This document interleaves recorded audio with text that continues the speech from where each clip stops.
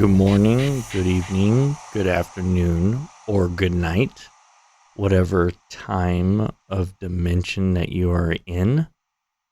This is your host, Chris. Welcome to Interstellar Frequency.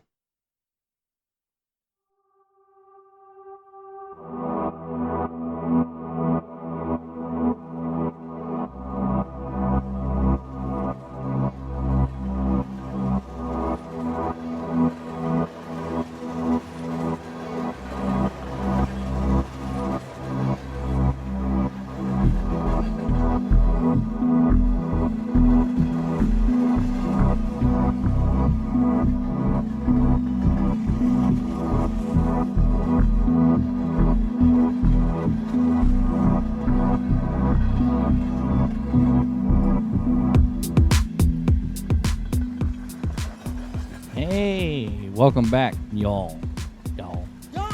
You all, y'all, however that goes.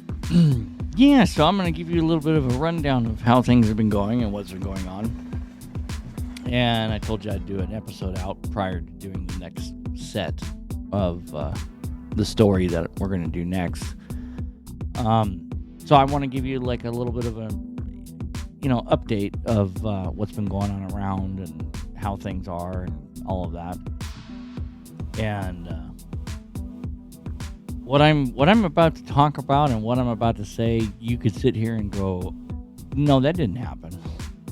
No way in the world did that happen. No, it happened. And I cannot make this up. I really cannot make this up, no matter what. I just, me trying to make this up and turn this into a fictional storyline is just, for me, it would be a waste of time trying to make this into a fictional story. It's not possible. But what I'm going to talk about is the circumstance of events that took place, which led us to where we are now. So, let's get into that. Some of you may be aware, others may not, and now you will be, that I'm going to talk about it. I have like another trucking company, a startup that I'm doing that kind of happened by mere happenstance, and it was like, okay, let's do that. And so we're back doing this again. And so I'm driving around like a little box truck, and a little 26-footer box truck, liftgate and all. And I've been turning around doing like loads locally and here and there, and running out to Arizona and then running up to Northern California and stuff like that. And some of you may be aware, and Fred from the front porch, and him and I go way back to elementary school days and stuff like that, and because he was my teacher. So this, some of you may already know this, and some of you may not. So those of you that are just now coming in and started up listening to the show, let's get you caught up to the date. So I had saved Fred's life back, I don't know, eons ago, I feel like, at this point. That episode is there, and it's called Free Day, or Our Free Day, or something like that. If you want to go back and listen to it, there's that. That's how I got into doing this. That's how I ended up doing podcasting, and now I have my show. So, what had happened was something that's just really remarkable. About 2 weeks ago, I was driving I was on my way up to Northern California. As I was driving down the freeway, from one freeway to the other. I'm not going to give too much details about where and what. No. But I am going to just describe the situation. I was going from one freeway to the other, and as I was going from one freeway into another freeway on the on-ramp,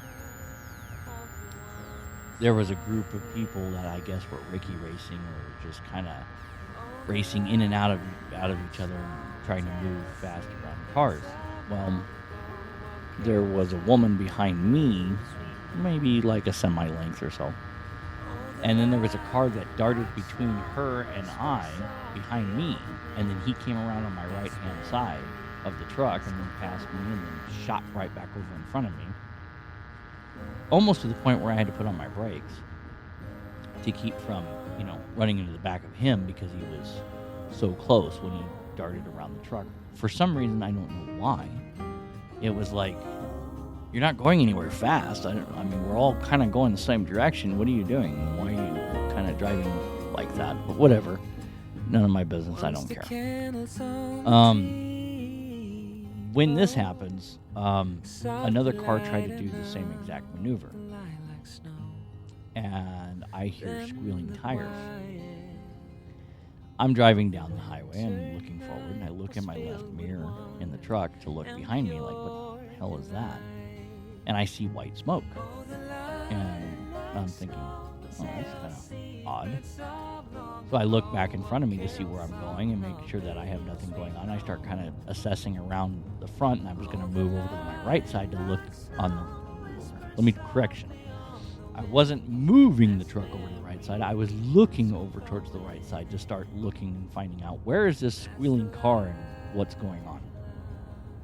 As I was assessing, seeing if it was across the freeway on the other side, if it was around me, in front of me, like where is this vehicle that's squealing tires and it doesn't sound good. And as I look forward again before looking to the right, I was checking the lanes and seeing where I'm at in my lane, making sure that everything is good in front of me. And all of a sudden, right in the back of me. And I mean, hard. So hard that it kind of caused me to grab two hands on the wheel, because I only had one hand on the wheel at the moment. But when that happened, the truck got a little bit squally and started kind of walking around on me, so I had to put two hands on the wheel to gain control of the truck. And I looked out my passenger side, saw a lot of more smoke this time, and I looked in my right-hand side of my mirror and saw a car that was now spinning sideways, and there's damage to my truck on my passenger side. And I'm like, oh my God. As I see the car is starting to turn sideways. And my thought was, oh shit, if I slam on the brakes right now and I press the brakes really hard, their car is already sideways. I'm looking at the passenger side of the vehicle and the ass end of the car, because the car is facing towards the center divider of the freeway, and they're already sideways behind me. And their car continued to keep spinning more towards the right, like as if it was going to spin around to my front side and end up underneath my drive tires. So I continued to drive a little bit forward to clear myself from the car, so that way I wouldn't have any more damage to the vehicle. And I quickly threw on the emergency flashers and assessed the scene, and everybody's kind of like stopped on the freeway and stopping because this car just ran into the back of me. And I pull over immediately over to the football field. Pulled over to the right-hand side. I had to cross two lanes to get to the right-hand side of the shoulder. When I did that, it caused me about a football field length ahead, which I immediately pulled over, stopped, and then called 911 to deal with that. Anyhow, that was all done and dealt with, and insanely crazy, and those kids are lucky to be alive right now. And it's like, oh my God. And I swear that one of them, none of them had seatbelts on, is what the officer had said at all. And they were apparently driving at about 85 miles an hour, almost 90, when they slammed in the back of the truck. I was going about 55 miles an hour at the time. No, I was 58 miles an hour at the time when this happened. And it lunged me forward pretty far. And I was like, holy shit. A little shooken up over it. At which point, when I saw the car and the windshield, it looked like someone slammed up against the windshield and almost went out the windshield. And I was thinking, oh God, please no, we don't need this right now. And luckily, none of them got ejected from the car. They walked away with just, mere scratches and bruises and stuff like that, besides the total car. But yeah. Okay. So, just to warn you, I have my kids playing around in the background, making a bunch of noise. I'm trying to make it where you don't pick up that noise, and yet their kids will be kids and they're going to play anyway. So, we'll work through it no matter what. What I'm about to tell you, what happens next, I cannot make this up. I'm serious, I cannot make this up. 1 week to the day, 1 whole week, 7 days to the day of the previous accident. I get all the way out to Arizona, and I go crash at Fred's house because, one, I'm kind of able to save a motel room. As the night is going on, Fred and I are working on one of his episodes, and we're, I'm doing sound design working with him, and it's, I don't know, we're just going back and forth working on it and talking about things, and we were kind of discovering on what we're going to be doing and how we're moving this way and how the universe is working, and we were just contemplating on how things are just weird and off in the universe at the present moment in time. And I had brought it up to Fred's attention several times. I was like, man, this doesn't seem right. There's something off and wrong, and I don't know what it is, and I can't find out what it is. It's driving me crazy. What exactly is off and wrong, and what do I need to be doing? Where do I need to be at? What's going on is what the question is. Finally, at which point in time, we're winding down. We're both had that idea is I don't want to go outside. I don't want to go out there and get food, or I don't want to go anywhere. I'm safe at Fred's house, and it's safe here, and I don't want to be out in public. I'm becoming more and more of a recluse. I don't want to go anywhere. And it's when I get home, I want to stay home. I don't want to go out in the world anymore. I'm done with that right now. I'm off the clock. I'm on the clock, then I'll be out in the world and everything like that, and I don't have a problem with it. And I, have to put the game face on or something. But, so I'm relaxation and off the clock and everything. And it's, I don't know, it's late at night. It's right around 2:30. We're sitting there talking about, okay, what time is it that, I got to get up and go to work and do my delivery and everything, because it's not that far away.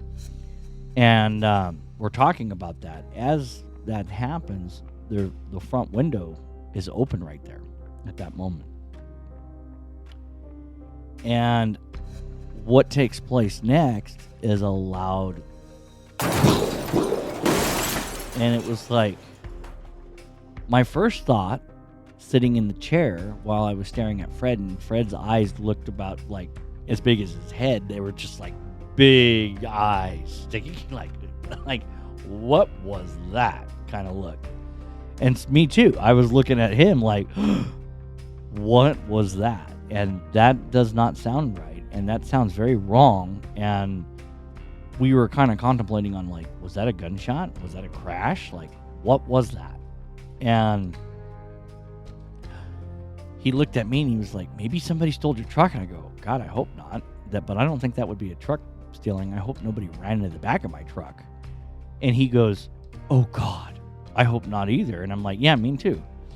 At which point I get up to look, and I look out the window and I'm like, wait, something don't look right. So I open the door and walk out the front to look at the truck, and there's the truck sitting out there, and there's a car underneath the truck. They smashed it in the back of the truck on the driver's side. And I'm like, okay, now I need to go back in the house. I need a moment here. I need to process this. And I looked at Fred and I went, somebody hit my truck. He goes, oh God, are they okay? I don't know. I looked at Fred and I go, I don't want to go out there. He goes, without missing a beat, he goes, need to go out. I'm not going out. I don't want to. I'm not going out there. He says to me and he goes, you really need to call 911. I go, I don't want to call 911. He goes, I'm not calling 911. I don't want to call 911. Well, I'm not calling 911. I'm sorry, man. I'm laughing about this because this is the moment in time. It's like, I'm off the clock. Leave me alone. I don't want to deal with any of this. This is crazy. This is stupid. No, I don't want no part of this. I'm supposed to be off the clock, away from the truck, yeah, like in bed, going to sleep. None of that. And then it all starts. Circumstance of events that take place put you in a position that you're in, that you need to handle with, and you're not quite sure until you're actually in the motions of handling the situation. Honest to God, at that present moment in time, Fred tells me you really need to call 911. Maybe they need medical attention. And at that moment in time, I had to go through a checklist in the back of my mind because being a CDL driver, that's kind of, I have to go through a checklist here. Okay, number 1. Have I had anything to drink? Nope, I have not. Have I done anything illegal that I shouldn't have done at all? No, I have not. Have I parked in any location that would cause me a problem, or did I do anything that I had broken the law? Nope, I have not. Okay, I go through this whole entire checklist as I'm looking at Fred, and I'm solving this issue prior to calling 911, because now I have to change gears and go to, I don't know, first responder. So now I have to revert back to training, to first responder. I get 911 on the phone. I start calling them and talking to them. And they're telling me, well, is anybody hurt? I said, I don't know. I'm far away from the truck. I have to get over to the car in the accident and find out. Hold on a minute. Let me get there. So I walk out of the house and I get over to the truck. As I get over to the truck, I realize the car is moving forward. Like the gas pedal is still on. The accelerator is still on. The person is sitting in the car, not really aware of anything, and fully on the gas. Okay, so at this point in time, as I'm witnessing this happen, as I'm walking up to the vehicle, I have to do the reverse Occam's razor. I have to start with the worst scenario possible, that I'm getting ready to deal with a dead body. This is just training. This is how this works. So you start with the worst scenario possible, that you are dealing with a dead person or a dead body, not a person. They're no longer a person when they're dead. So you're dealing with a dead body. At which point you have to start going down the steps backwards from that. You find out that they're not dead. You find out that they're conscious and alive. First it's, unconscious. Are they conscious or unconscious? And then you go from there. Okay, do they have a heartbeat? Okay, yes. Are they breathing? Yes. Okay, ABCs. Airway, breathing, circulation. You go through all these steps while this is happening. I'm on the phone with 911. I realize that she is kind of conscious and coherent, not really understanding what the hell she's doing. She's sitting there. I think it was a she. Pretty sure it was a she. I'm not quite sure. And excuse me if you're not. I apologize. I don't know. It was a person, okay? At one point, I realize I walk up to the vehicle. The car is still kind of like the motor's going and still running and trying to move forward. The car is still trying to accelerate in gear, stuck underneath the car. And I'm like, oh my God. Dispatch is on the phone with me trying to have me ask questions. And I'm ignoring dispatch because I'm doing first responder crap that I'm trying to assess the situation and handle it at the moment. And I'm like, do you have any injuries? And she's like, no. She's got, he or she, person has blood in their face. And I'm like, ooh, that I don't know how bad that is, but okay. And as I realize that they're not taking their foot off the gas, I reach into the car because the window was down. The driver window was down. And I shut the motor off immediately to kill the motor because the car kept trying to go forward. We don't need this. Then out of all things that happened, that could have happened, and thank God I was awake and not asleep during the time that this happened because I wouldn't have a truck at all right now. What happens next? After turning off the car, I'm talking to the dispatcher. The ambulance is on the way, and the fire department and whoever else is all coming. It's the whole entire battalion, I swear to God, is on their way. And I could hear the sirens off in the distance, and I know they're responding. They're coming to me because I called them. And as the sirens weren't really going. Like, there was just like one siren, and you can hear it way off in the distance. But the minute that it goes, shit, we have a fire, is what I say over the dispatch thing. I go, I gotta go. And the lady says, no, don't hang up. And I said, well, then hold on. And I'm holding the phone. I take off running back to the house because I got to get the truck keys. My first thought was to break the window to get the fire extinguisher out of the truck. And I thought, no, I got keys. I'll just get the keys. So I ran back to the house. On my way back to the house, I was thinking, okay, please, God, don't have Fred anywhere in the way. Don't have Speedy Shine anywhere in the way. I need this room cleared to get in the house, get my keys, get back out the front door, run back to the car because we have a fire.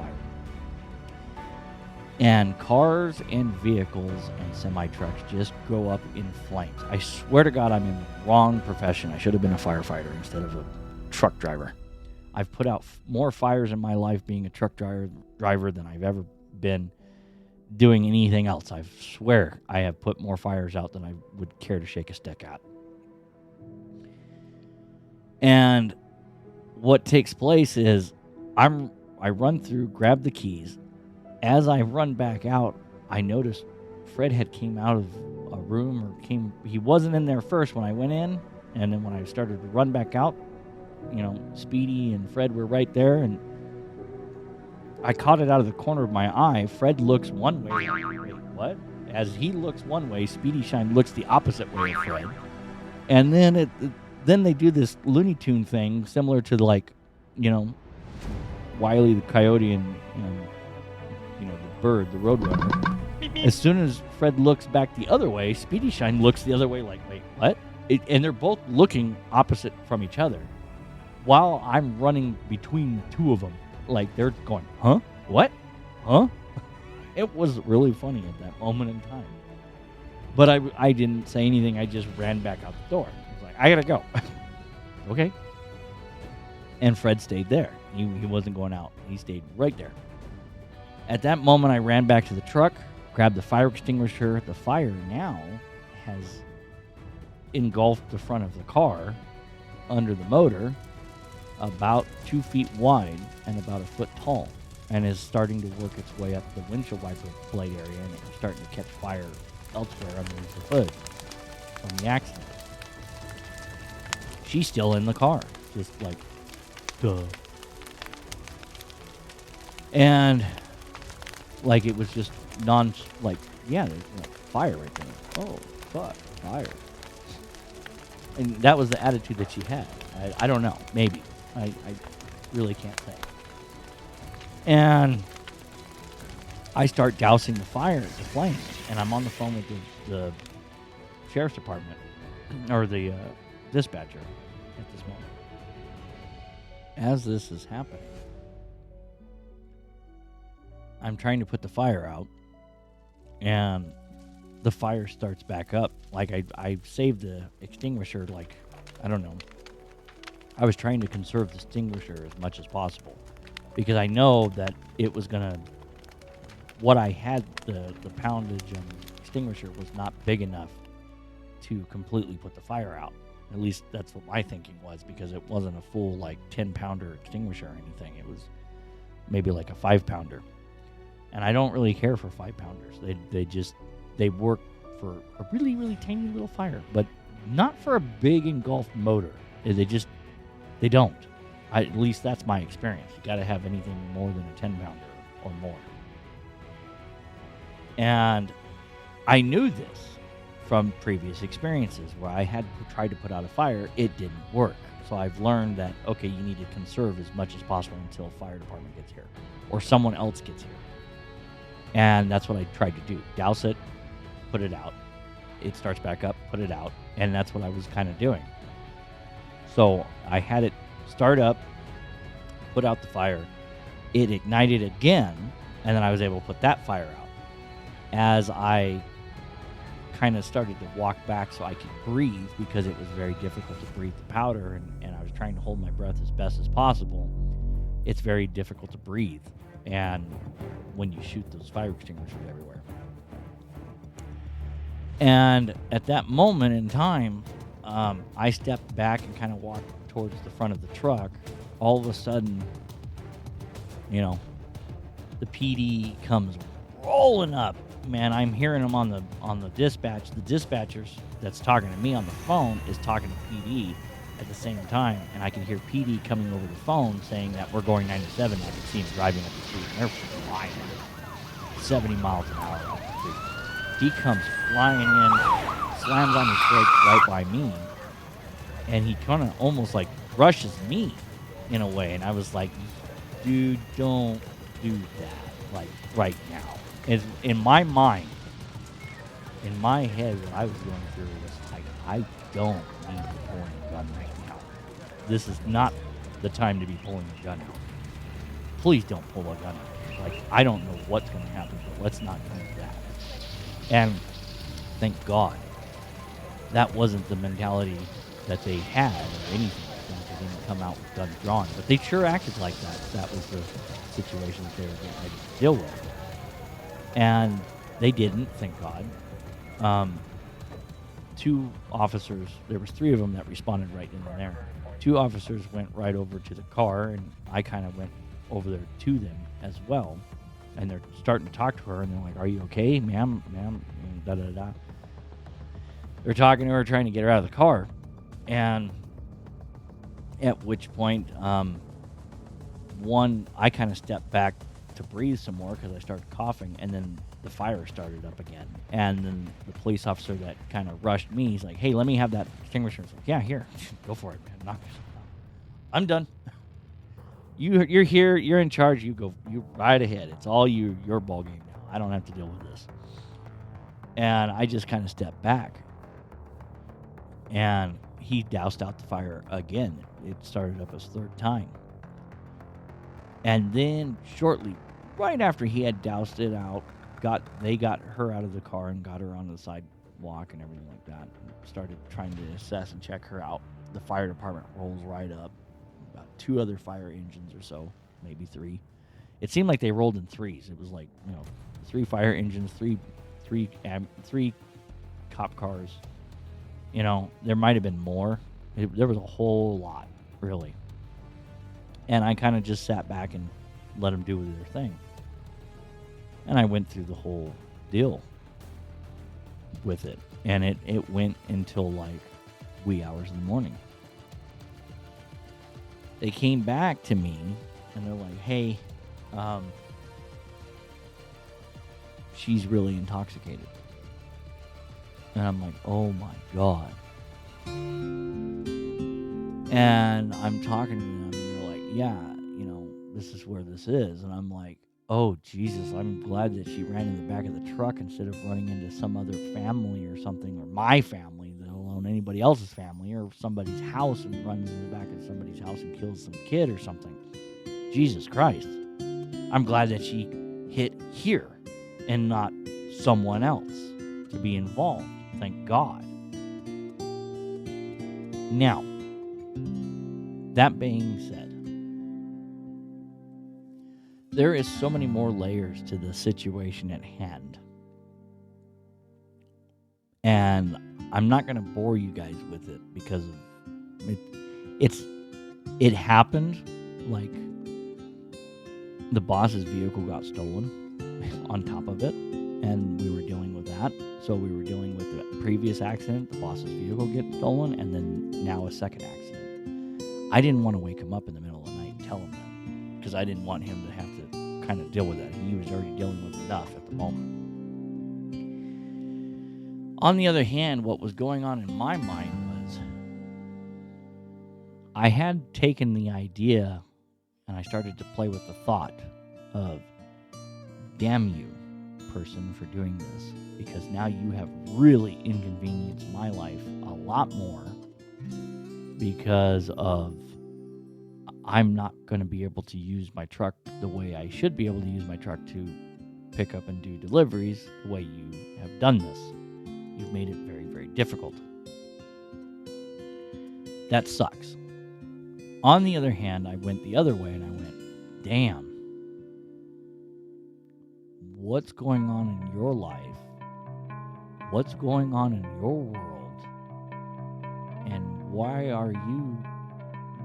did you do what you did to get to the point of where you're at now, where you're going to be in handcuffs and sitting in jail because of being intoxicated while driving? And, when in reality-wise, when you think about it, man, you hit rock bottom. The question comes to mind is, well, can it get any worse? No, don't ask that question. Don't ever, ever, ever, ever, ever in a million years ask the question, can it get any worse? Well, yes, it will always get worse when you ask that question. So you don't do that. On the other hand, going, okay, I feel bad for you that you had made those decisions. And luckily, I was awake to make sure that you're going to be alive and maybe change your life a little bit. I mean, now you're kind of forced to because you're handcuffed and going to jail and you've got to go through all this crap. Yeah, that sucks.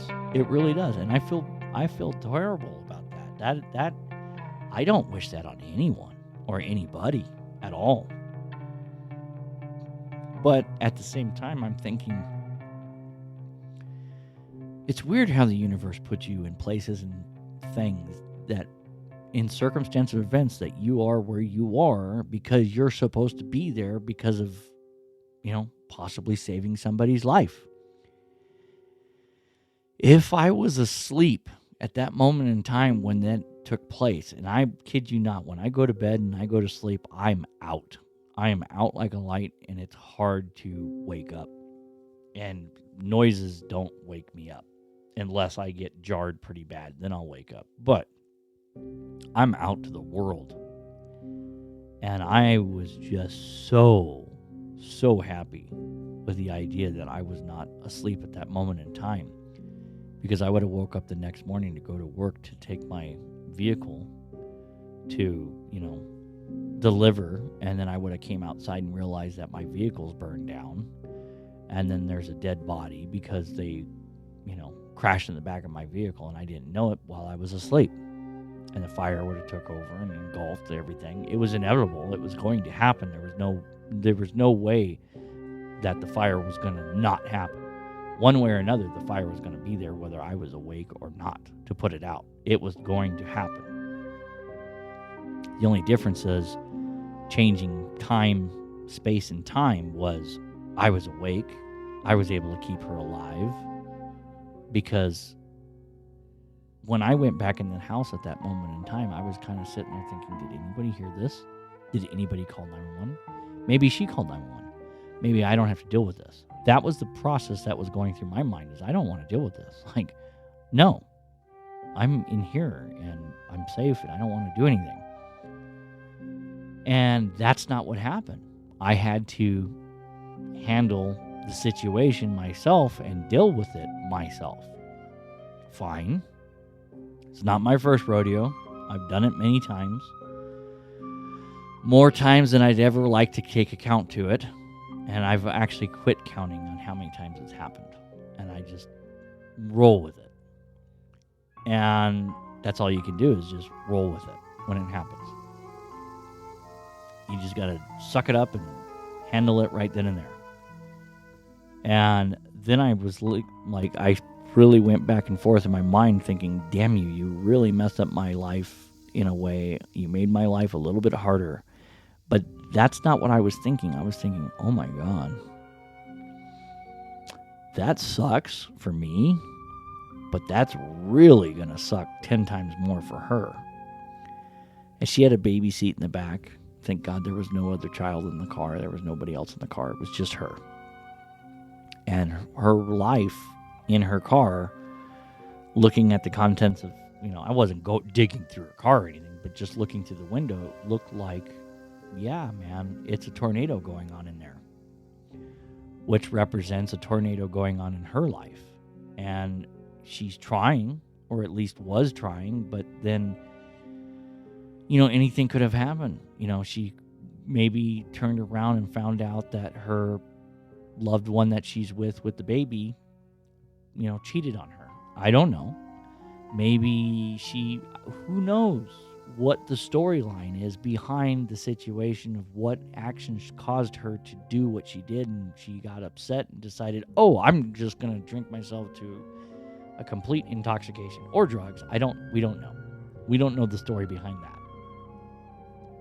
My whole point is, I'm not going to cast judgment on her for the choices that she had made to make my life a little bit more horrible. That's fine. No, it's not fine. Correction, it's not. But dealing with it at that moment in time, realizing that it's a possibility. That's not her everyday life. That's not how she is every single day.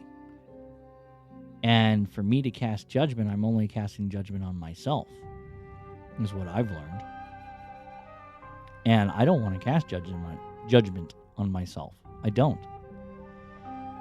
All I could sit here and do is go, man, I really hope that moving forward from here now, that whatever her life will get better, which obviously it has to get better because now she's going to be spending the night in jail.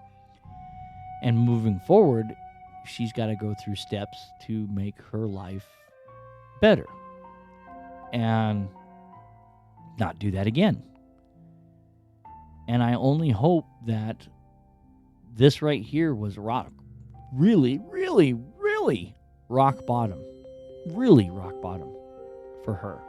Because if I wasn't awake, I would have been dealing with a dead body instead. And that's as rock bottom as you can get, man. Like, that's it. It's either this or, like, death. That's rock bottom. And it's amazing how when someone or oneself gets to that point in life where you get to rock bottom, that you're not alone. Even though that you think you're alone, you're really not alone. Someone is there. Someone will always be there. How do I know this? Because I was there. And there's been many times that people were there for me when I hit rock bottom. We all go through it. And you got to dust your pants off and dust your stuff off and say, okay, I'm going to change this now. And this is what we're going to do. We're going to change this and make this a better place. And that's all I can hope, is that from this life experience of hers, is that now she's going to make smarter decisions, that nobody will get damaged on actions. Because you really, really got to think about, even when you think thoughts about someone, it still hurts them. You don't know that it hurts them. You just think, oh, it's not no big deal. Well, no, yeah, man, it does. It hurts. It still hurts them. But it's not really just hurting them. It's more hurting yourself than it is hurting them. It's just causing more ripples and waves for your own problems in your own life. And you're going, why is this happening to me? Well, you shouldn't have thought what you thought earlier towards the other person that has no bearance on your life. So I've learned to be very careful on every single thought process that I come through in my mind, not to go the way of, well, you asshole, you shouldn't have done that, or something like that. So, the moral of the story here is, don't cast bad thoughts on someone else's actions. That sucks that they made those actions, but you really got to understand more of the story.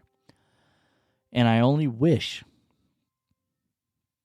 in a way, I wish I could only find out what went on in her life that night to make those decisions, to do those things. Because if she had not ran into the back of my truck, who knows what family she could have killed or people that she would have killed that night, because she didn't really know what she was doing.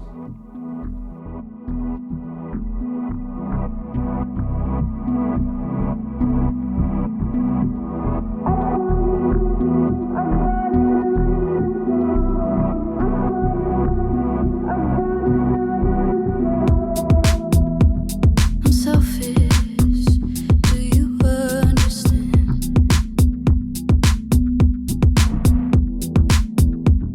I'm desperate to hold your hand. I'm losing myself again, trying to reach you. Losing myself again. Don't wanna lose you. I don't wanna let you know that I don't wanna let you go. I don't wanna let you know that I don't wanna let you go. I promise I got it under control. I promise I got it under control. I don't wanna let you know that I don't wanna let you go.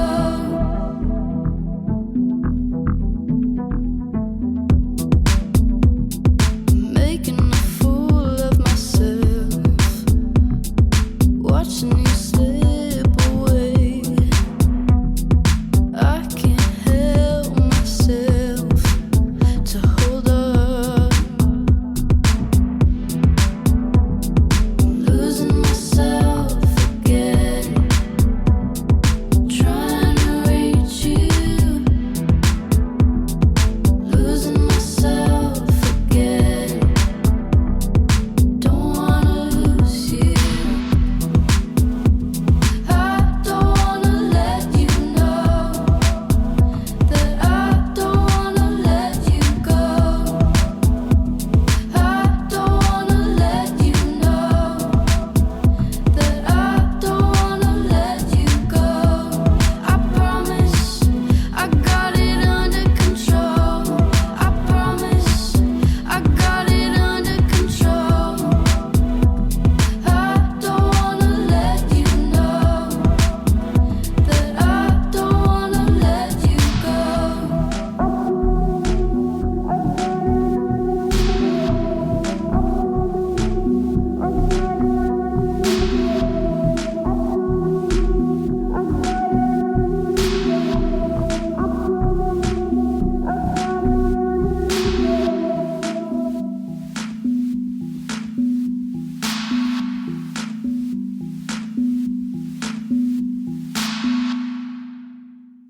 Moving on from that,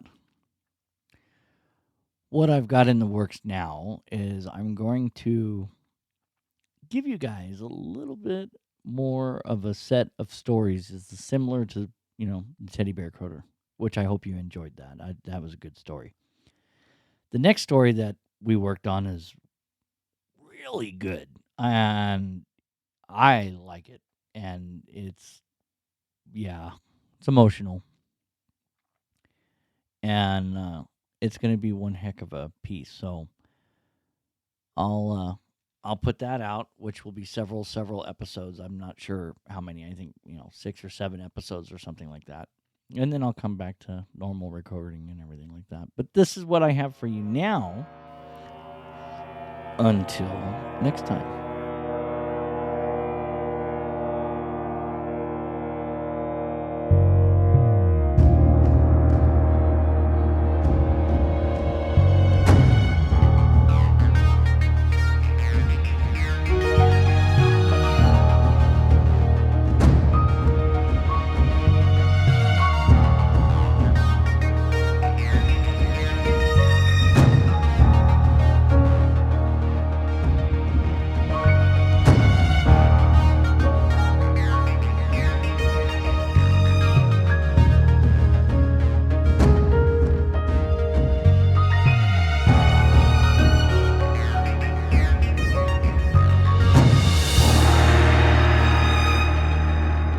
This is Interstellar Frequency. End of transmission.